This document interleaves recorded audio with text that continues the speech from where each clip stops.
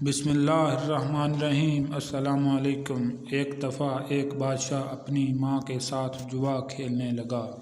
کھیل بہت آسان تھا۔ ایک پانسا تھا جس پر 1 سے لے کر 6 تک ہندسے لکھے ہوئے تھے۔ 1 نمبر بادشاہ لے لیتا اور 1 اس کی والدہ، پھر پانسا پھینکا جاتا۔ اگر دونوں نمبر آتے تو کھیل برابر۔ اگر بادشاہ کا نمبر آ جاتا تو والدہ اسے شرط پر رقم لگی دے دیتی، اور اگر بادشاہ شرط ہار جاتا تو شرط پر لگایا گیا ایک غلام جسے محترمہ کی جیت کی خوشی میں شوقیہ ذبح کیا جاتا۔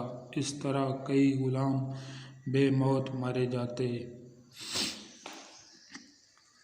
ایک اور بادشاہ کو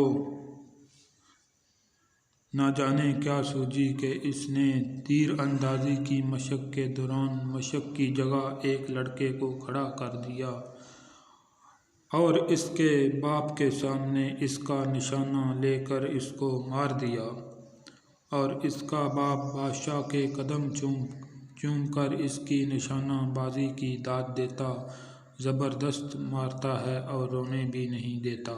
اس طرح کے کئی واقعات ہم نے پڑھ رکھے ہیں، اس لیے جب بھی بات غلامی کی آتی ہے تو ہمیں یہی سوچتا ہے کہ غلاموں کی منڈی ہوتی ہے اور اس میں غلام بکتے تھے جو جسمانی اور ذہنی لحاظ سے خریدار کے پابند ہوتے ہیں۔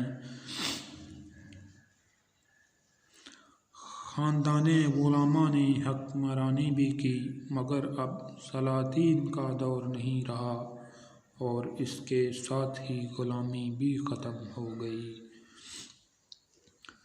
کیا واقعی ہی غلامی اپنی موت آپ مر گئی؟